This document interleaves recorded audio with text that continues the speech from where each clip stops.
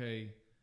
All right. We're recording again. I was going to ask you, Grandpa, when you were little, do you recall having to use the horses to plow the fields or cultivate them? We didn't use horses to plow with, but we did to cultivate with. Yeah. For example, we put our row crops in rows, and then we had cultivators that go pulled by horses. In fact, we had three teams of them, three of them cultivators. My other two brothers were riding one of each, Yeah. and I was riding one.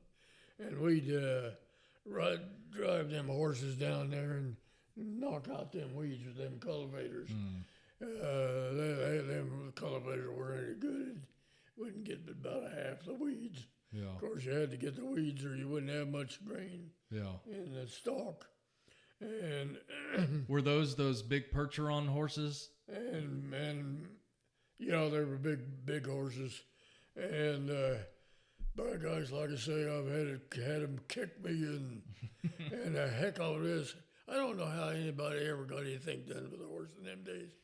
Because of a morning, you'd get up early, all right, but you'd have to feed them first. Then you'd have to harness them. Then you'd have to hook them to the machine. Then you'd have to go to the field. And by that time you got the field, it's time for dinner. Then you'd have to come back. And if it was hot, you couldn't work a horse, but maybe 30 minutes at a time. They'd wear and out. You had to rest him, or Yeah. by golly, you'd kill him. Yeah. He just sweat like heck. No, they would I keep. don't know how they got anything done. Yeah, the horses would keep working, wouldn't they? Yeah. So you. And thank God we slapped the page of history shut in that era. Yeah. That's good. But heck, I've seen the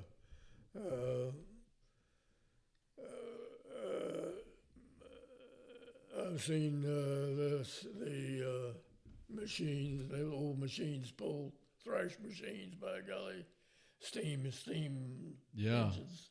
You have that painting in your office. Yeah, you're right. Now You may have one of them pictures. I do. That was Grandma's grandpa though, right? Yeah, right. Yeah. And by the way, that ranch was taken on the Castle Ranch over there around Jet. And that ranch is growing to about 7,000 acres now. Yeah. Now, but I will say one thing.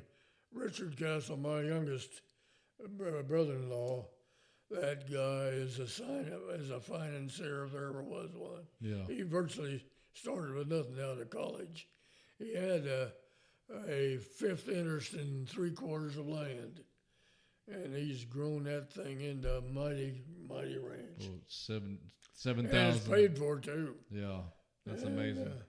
That guy runs as many as 2,000 head of. Well, he buys 2,000 head of cattle every winter, run on wheat pasture.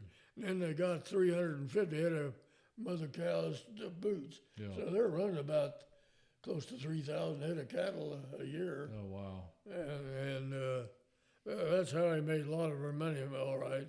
But there was times that they've taken a beating on them cattle too. Yeah. Hey, now that picture in your office of Grandma's, it was Grandma's grandpa. Did you know her grandparents? Who's Grandma? Did you know Grandma's grandparents? The ones in that picture, in that thrashing picture. Yeah, I probably did. Yeah. But Of course, you knew Grandma's parents. yeah. Yeah. Yeah, I knew my grandmother's parents, but they didn't live long. Okay. After I was born, Yeah. and then of course my dad's grandma, she died in 1936. Okay. I knew her. She was a real tiny woman, by golly. So that was your. And her husband was a great big man, and Dad took after his mother. He was even shorter than I am. Yeah. That was your great grandparents. Yeah, on Dad's side, yeah. That was your great grandparents. Yeah. If it was your dad's grandparents? No, it was my dad's parents. Oh, okay. Okay.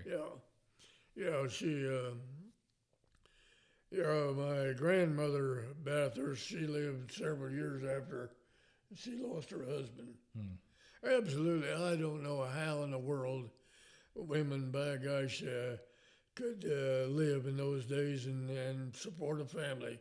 For example, Dad's oldest sister lived in Ingersoll. She lost her husband early. And that And was by golly, she had 6 kids, young kids. And by golly, there was no jobs during the Great Depression. And of course, Dad had that half sex in North Ingersoll. And he'd let her come out there and run cows on the place and milk the cows yeah. for food and also run big gardens. And of course, if he raised any corn, why, he supplied them with all the roasting ears they could handle. Now that But how those women raised those kids in that Great Depression, I don't know. yeah, and that was Maggie. Boy, I'll tell you what, times were tough in them days. Yeah. That was Maggie you're talking about? Yeah, Aunt Maggie. Yeah. I knew Aunt Bertha. Oh, you did? Yeah. So Yeah, that was Dad's youngest sister. yeah. I don't think I ever knew Maggie.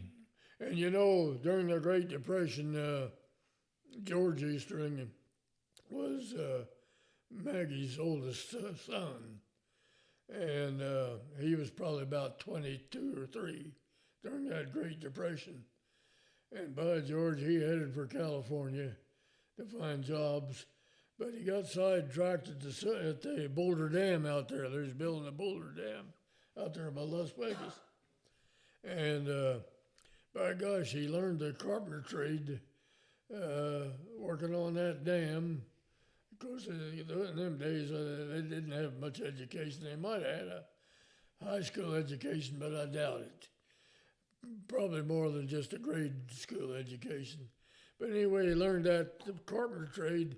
Then he went on down to Los Angeles, and by gosh, he made him a fortune building houses. Oh wow!